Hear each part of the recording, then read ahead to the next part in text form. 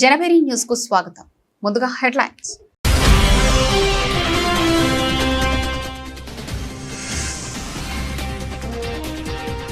Saudi అరేబియాలో Aramco helicopter ప్రమాదంలో 14 మంది మృతి.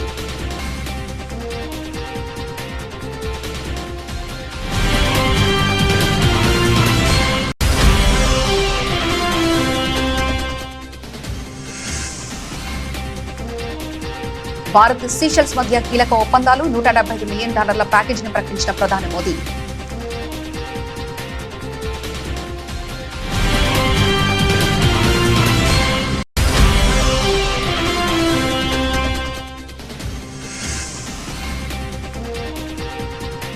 తెలంగాణలో త్వరలో కమలం వికసిస్తుంది. బీజేపీ జాతీయ అధ్యక్షుడు నితిన్ నవీన్.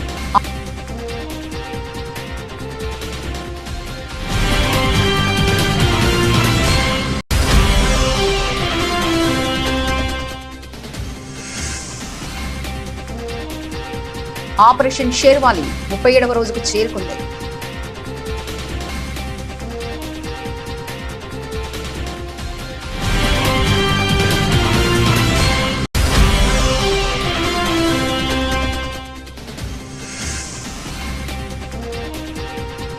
ధైర్యం ఉంటే చర్చకు రండి. బీఆర్ఎస్ బీజేపీలకు సీఎం రేవంత్ రెడ్డి బహిరంగ సవాల్.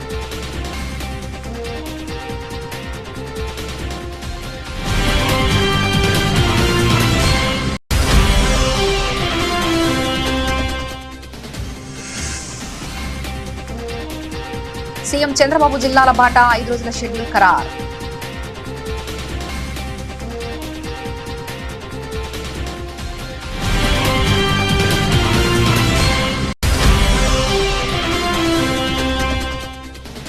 భూములు బుక్కుడే, Yanamala brothers మేస్తుంటే real estate మిగులుతుందా?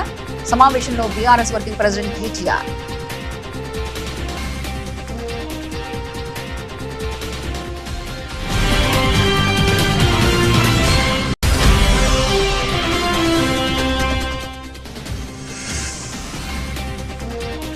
YCP నేతలపై రాళ్ల దాడి, విజయవాడ లాకౌట్ డెత్ పై సిబిఐ విచారణ జరపాలి. గవర్నర్ కు బొత్స సత్యనారాయణ వినతి.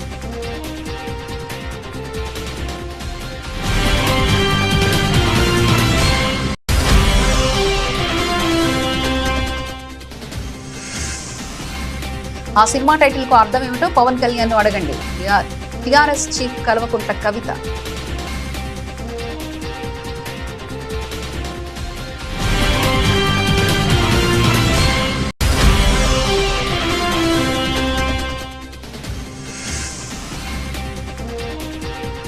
స్వామివారి చిత్రపటాలను చెత్తకుప్పలో పడేశారు భూమన కరుణాకర్ రెడ్డి.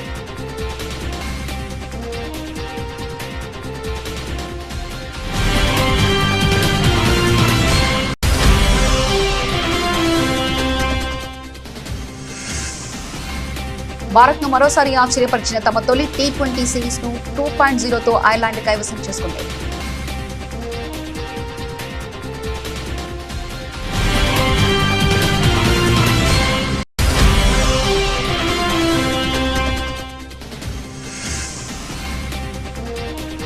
బంగారం పరుగుకు స్వల్ప విరామం, దేశీయ మార్కెట్లో తగ్గిన పసిడి ధరలు.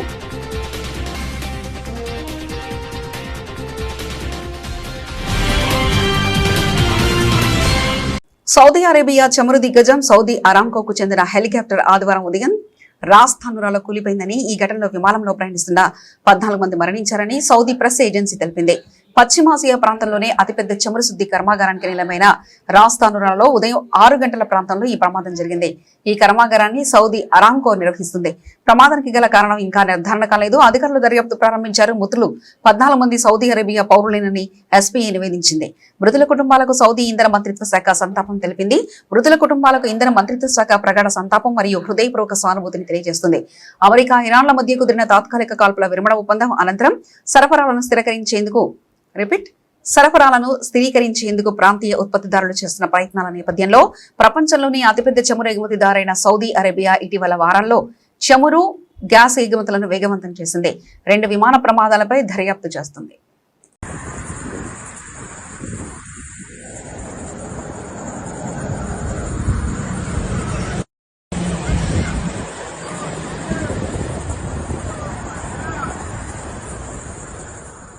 ప్రధానమంత్రి నరేంద్ర మోదీ హిందూ మహాసముద్ర దేశమైన సీషెల్స్ లో పర్యటించిన సందర్భంగా రక్షణ, సముద్ర భద్రత, ఆరోగ్య సంరక్షణ, డిజిటల్ కనెక్టివిటీ, మౌలిక సదుపాయాలు, విద్య, అంతరిక్ష సహకారం వంటి రంగాలకు చెందిన 19 ద్వైపాక్షిక ఒప్పందాలు భారత్, సీషెల్స్ ఆదివారం ఆవిష్కరించాయి. తద్వారా తమ వ్యూహాత్మక భాగస్వామ్యాన్ని గణనీయంగా విస్తరించుకుంది. మోదీ, సీషెల్స్ అధ్యక్షుడు పాట్రిక్ హెర్మనీ మధ్య జరిగిన ప్రతినిధి బృంద స్థాయి చర్చల అనంతరం ప్రకటించిన ఈ ఒప్పందాలతో భద్రత, ఆర్థిక, ప్రజల కేంద్రీకృత రంగాల్లో సహకారాన్ని బలోపేతం చేసే లక్ష్యంతో పలు ఒప్పందాలు, అభివృద్ధి ప్రాజెక్టులు, గ్రాంట్లు, వ్యూహాత్మక కార్యక్రమాలు ఉన్నాయి. ఈ ఒప్పందాలు రక్షణ, ఆరోగ్యం, అంతరిక్షం, యూపీఐ రంగాలకు సంబంధించినవి. జూన్ 27 నుండి 29 వరకు 3 రోజుల అధికారిక పర్యటన నిమిత్తం మోదీ సీషెల్స్ లో పర్యటించనున్నారు. అక్కడ జరిగే ఈ దేశ స్వర్ణోత్సవ జాతీయ దినోత్సవ వేడుకలకు ఆయన గౌరవ అతిథిగా హాజరవుతారు. Honorable members, to address the National Assembly is a rare privilege.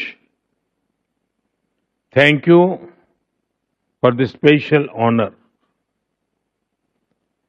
I take this opportunity to congratulate the newly elected members of this 8th National Assembly. I also extend my felicitation to you, Madam Speaker, on becoming the first women Speaker of this august House.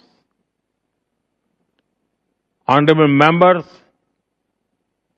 it is important to recall today that our friendship did not begin 50 years ago with the establishment of our diplomatic relations.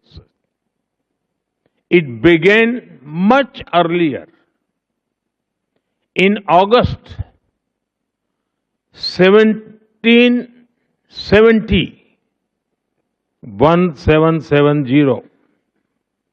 there were 5 Indians among those who arrived on board.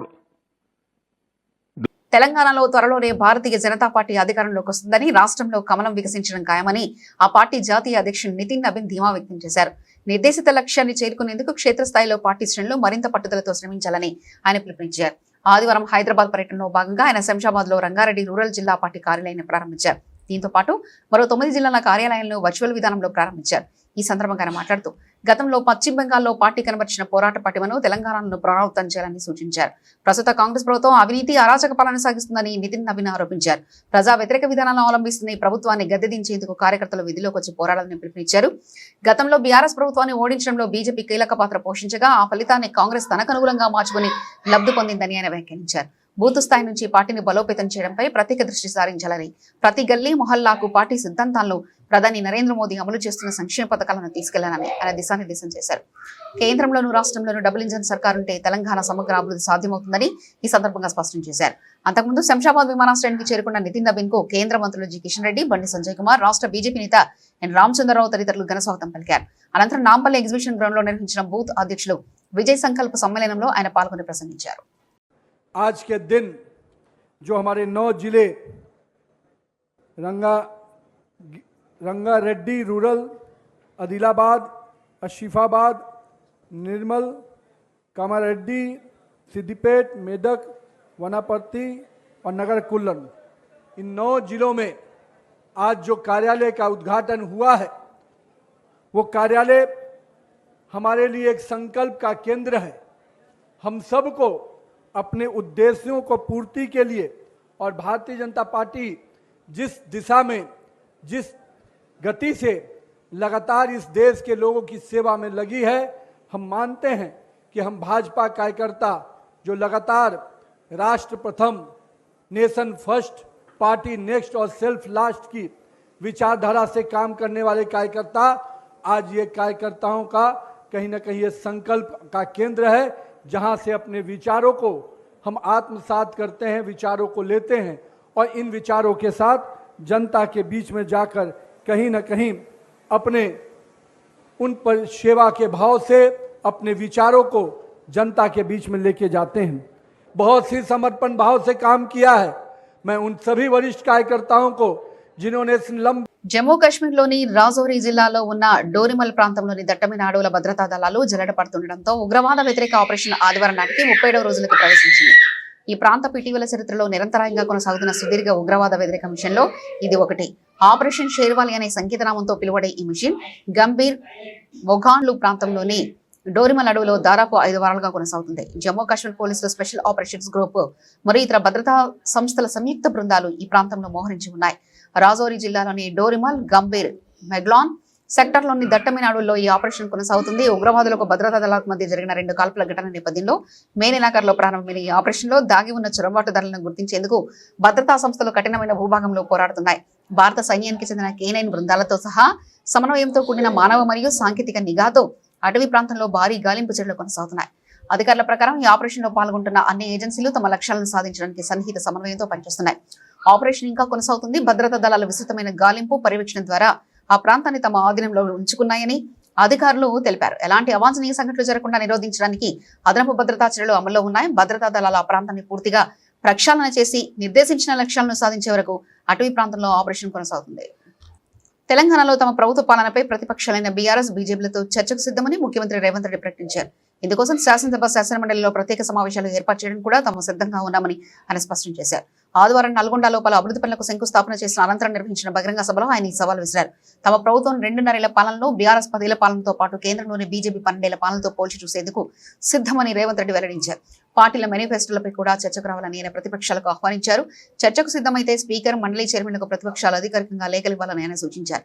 ఈ సందర్భంగా BRS నేతలపై, ముఖ్యంగా మాజీ CM KCR, కేటీఆర్లపై Revanth Reddy తీవ్రస్థాయిలో విమర్శలు గుప్పించారు. గత ప్రభుత్వ హయాంలో పేదలకు ఇల్లు, రేషన్ కార్డుల పంపిణీ వంటి అంశాల్లో జరిగిన జాప్యాన్ని ఆయన ప్రశ్నించారు. తమ ప్రభుత్వం ఇంద్రమహిళ పథకం ద్వారా లబ్ధిదారులకు గృహవసతి కల్పిస్తుందని, సన్న బియ్యం పంపిణీ ఇస్తుందని వివరించారు. ప్రతిపక్షాలు ఎన్ని అడ్డంకులు సృష్టించినా మూసీ నది ప్రక్షాళన ప్రాజెక్టును పూర్తి చేసి తీరుతామని ఆయన స్పష్టం చేశారు. రాష్ట్రంలో అధికార, ప్రతిపక్షాల మధ్య మాటల యుద్ధం కొనసాగుతున్న నేపథ్యంలో ముఖ్యమంత్రి రేవంత్ రెడ్డి చేసిన వ్యాఖ్యలు రాజకీయంగా ప్రాధాన్యత సంతరించుకున్నాయి. మా చామల కిరణ్ రెడ్డి ఏదైతే కోరుకుంటుండో ఆయన పార్లమెంట్ లో ఈ మూసి కంపు నుంచి, కాలుష్యం నుంచి నల్గొండ బిడ్డలకు విముక్తి కలిగించే బాధ్యత నాది. ఒట్టేసి చెప్తున్నా, మూసి పూర్తి చేస్తా. ఎవడు వచ్చినా, ఎవడు అడ్డం పడ్డా, ఎవడు ఆత్మహత్య చేసుకున్నా మూసీలేసి తొక్కుతా. మూసీ నది ప్రక్షాళన చేస్తా. ఎవడెవడైతే మాట్లాడుతుండో రాసుకోండి. 94 నుంచి 2004 2 సార్లు టీడీపీ. రేవంత్ రెడ్డి 2.5 ఏళ్లలో ఏమి తెచ్చిండు అని అడుగుతున్నారు. నేను ఇవాళ సూటిగా ఈ వేదిక మీద నుంచి మీడియా మిత్రుల సమక్షంలో నేను ఒక్క మాట చెప్పదలుచుకున్నా. ఎప్పుడు అడిగినా ప్రత్యేక శాసనసభ సమావేశాలను మా కౌన్సిల్ని సుఖేందర్ రెడ్డి గారు, స్పీకర్ గారి అనుమతి తీసుకొని సమావేశాన్ని ఏర్పాటు చేస్తాం.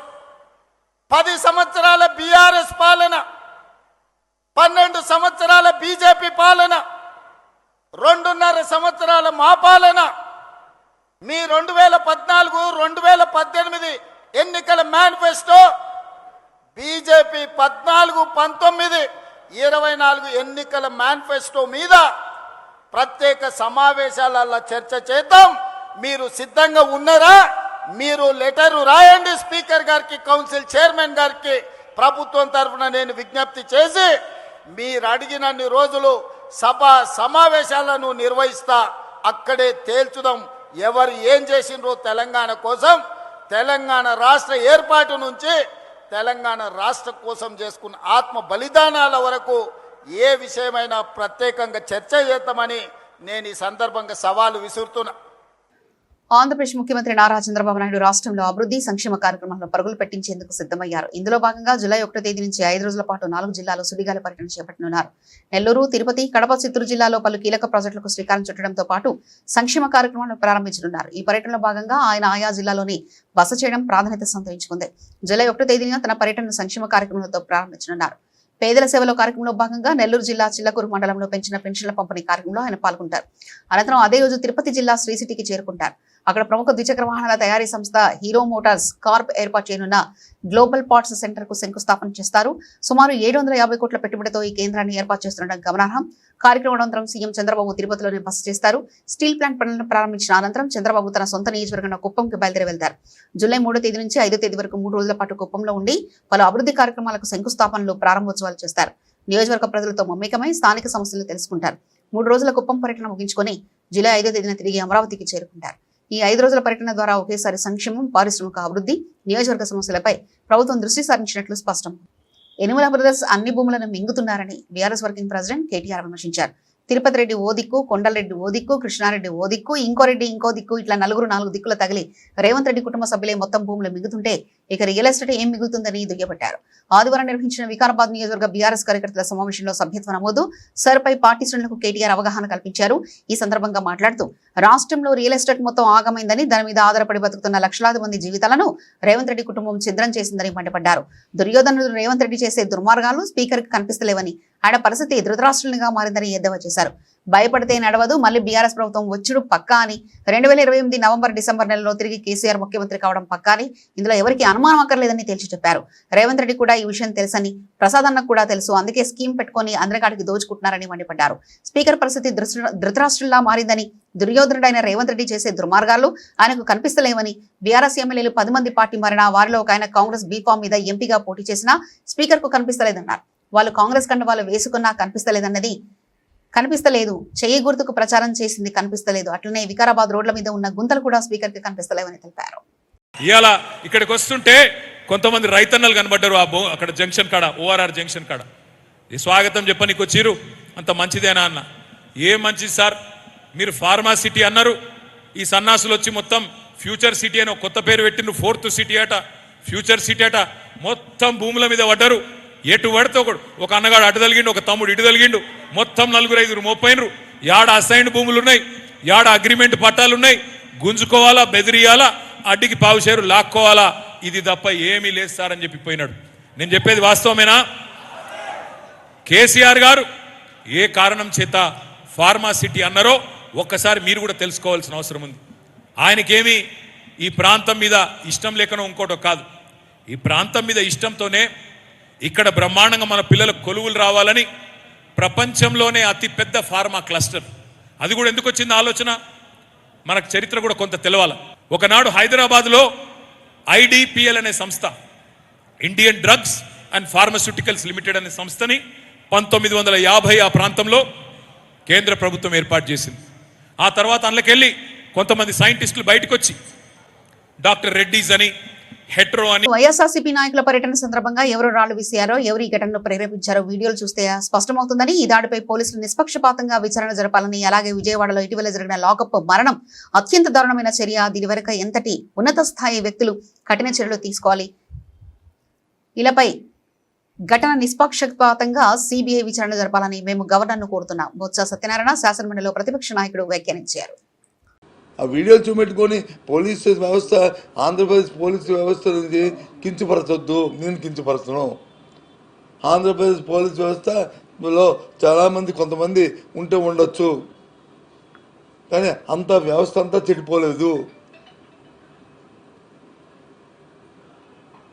కాకపోతే కాలమాన పరిస్థితుల ప్రకారం ఆ రకంగా తయారవుతున్నా కానీ ఓ మంచి పేరు అదే 5 నిమిషాలు చెప్పేస్తారు. ఎవడెవడు ఏంటో, ఎల్లయ్య పొల్లయ్య, వాళ్ళ తాలూకు హిస్టరీ ఏంటో, వాళ్ళ రికార్డు ఏంటో అంతన్నా పెట్టమనండి. ఎవడొద్దన్నాడు? చెప్తే సరిపోద్ది కదా.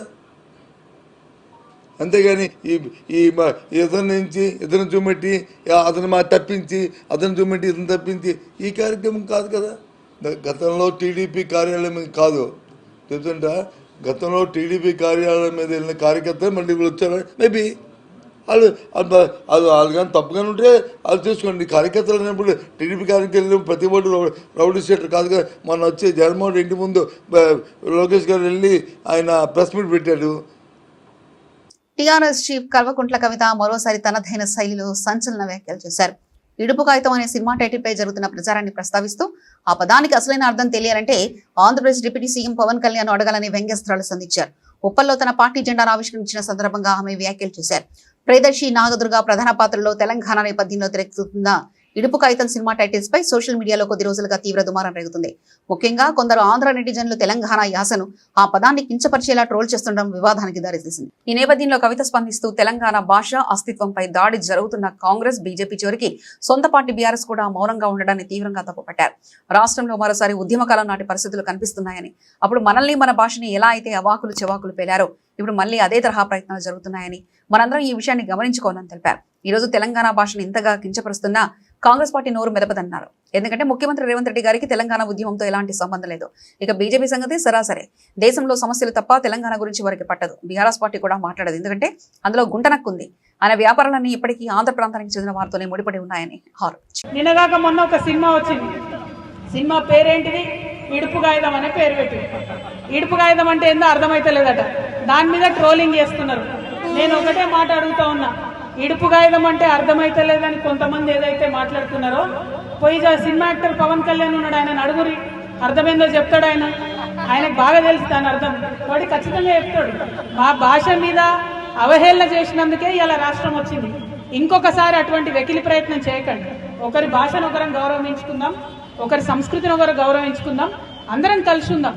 కానీ ఇటువంటి ప్రయత్నాలు చేసి మళ్ళీ ఒకసారి తెలంగాణని అవమానపరుస్తాం, మా భాషని కించపరుస్తాం అంటే మాత్రం చూస్తూ ఊరుకునేది ఉండదు. టీడీటీ నిర్లక్ష్యం వహిస్తుంది. విజిలెన్స్ పూర్తిగా విఫలమైందని వైసీపీ నేత టీడీటీ మాజీ చైర్మన్ భువన కరుణాకర్ రెడ్డి తీవ్ర ఆగ్రహం వ్యక్తం చేశారు. స్వామివారి చిత్రపటాలు చెత్త కుప్పల్లో మలమూత్రాల మధ్య పడేశారని, దీనికి ముఖ్యమంత్రి చంద్రబాబు బాధ్యత వహించాలని డిమాండ్ చేశారు. అలిపిరి నుండి కిలోమీటర్ పరిధిలో స్వామివారి స్థలాల్లో పవిత్రంగా ఉండాల్సిన చోట టీడీటీ నిర్లక్ష్యంగా వ్యవహరిస్తుందని, వందల వేల స్వామివారి ఫోటోలు చెత్త, మలమూత్రాలు, బీర్ బాటిల్స్ మధ్య పడేశారు.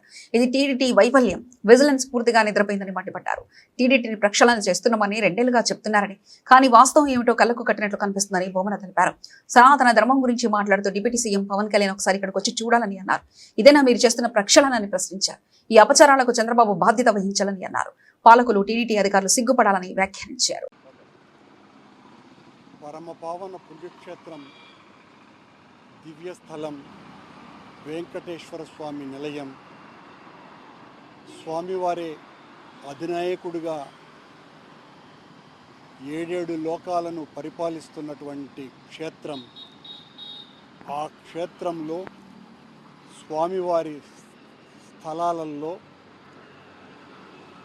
అత్యంత పవిత్రమైనటువంటి ఈ పుణ్యక్షేత్రాన్ని పరిరక్షిస్తున్నా అని నిరంతరము అబద్ధాలు చెప్పేటువంటి ముఖ్యమంత్రి గారి పాలనలో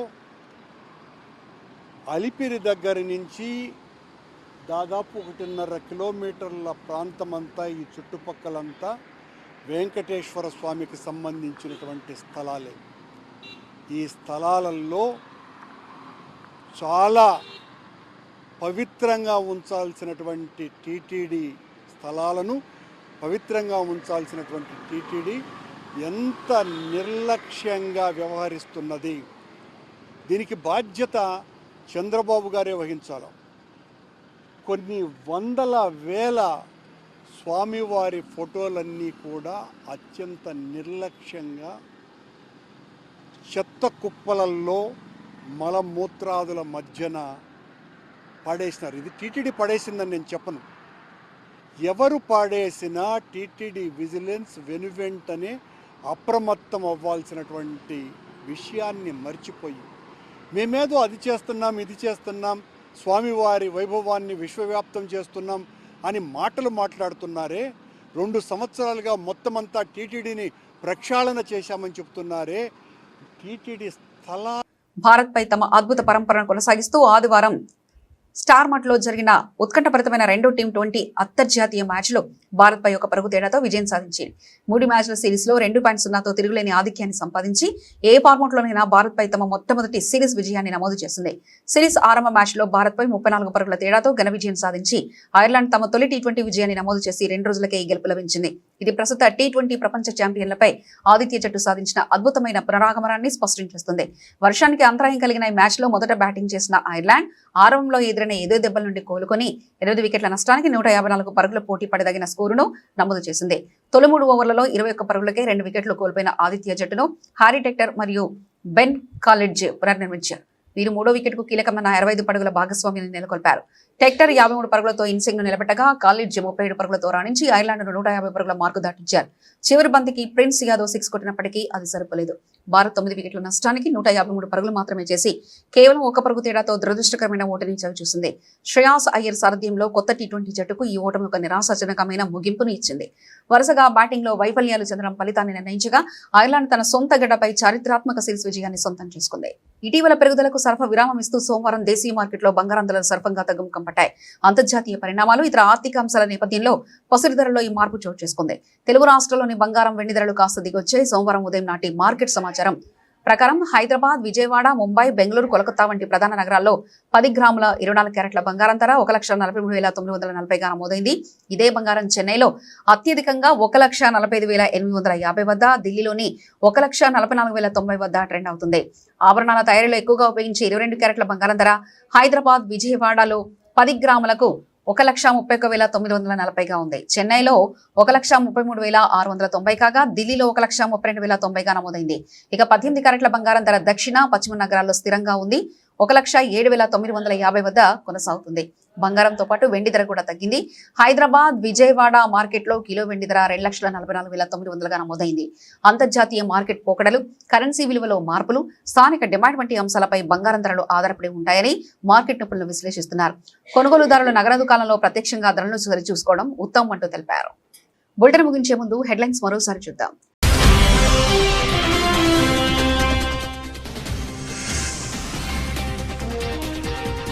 సౌదీ అరేబియాలో ఆరామ్కో హెలికాప్టర్ ప్రమాదంలో 14 మంది మృతి.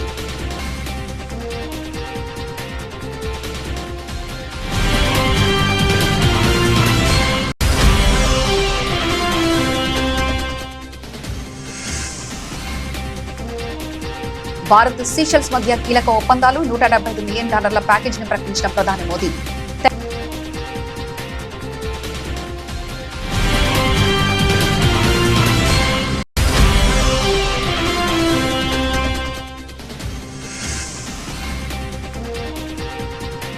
తెలంగాణలో త్వరలో కమలం వికసిస్తుంది. బీజేపీ జాతీయ అధ్యక్షుడు నితిన్ నవీన్.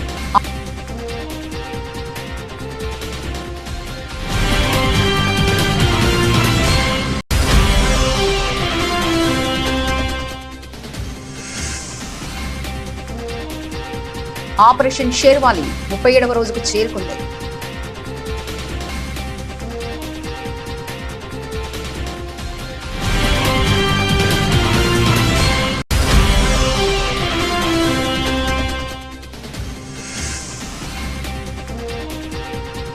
ధైర్యం ఉంటే చర్చకు రండి. బీఆర్ఎస్, బీజేపీలకు సీఎం రేవంత్ రెడ్డి బహిరంగ సవాల్.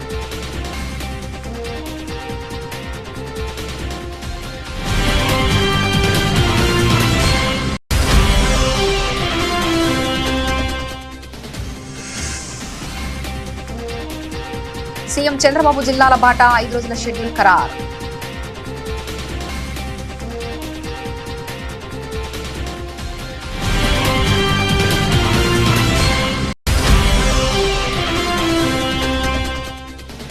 భూములు బుక్కుడే, యనుమల బ్రదర్స్ మేస్తుంటే రియల్ ఎస్టేట్ మిగులుతుందా? సమావేశంలో బీఆర్ఎస్ వర్కింగ్ ప్రెసిడెంట్ కేటీఆర్.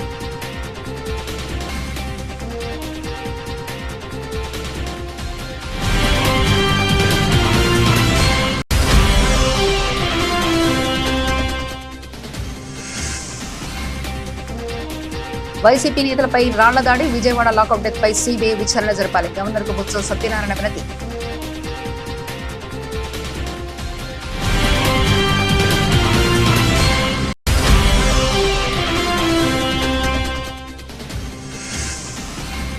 ఆ సినిమా టైటిల్ కు అర్థం ఏమిటో పవన్ కళ్యాణ్ ను అడగండి.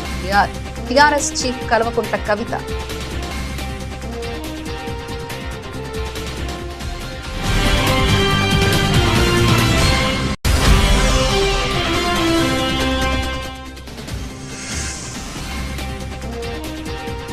స్వామివారి చిత్రపటాలను చెత్తకుప్పలో పడేశారు భూమన కరుణాకర్ రెడ్డి.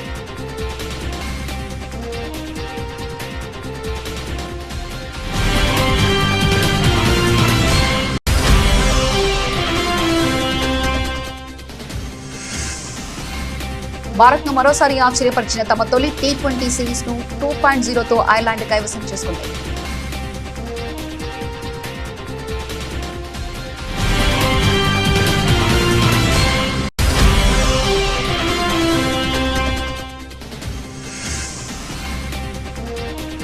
బంగారం పరుగుకు స్వల్ప విరామం, దేశీయ మార్కెట్లో తగ్గిన పసిడి ధరలు.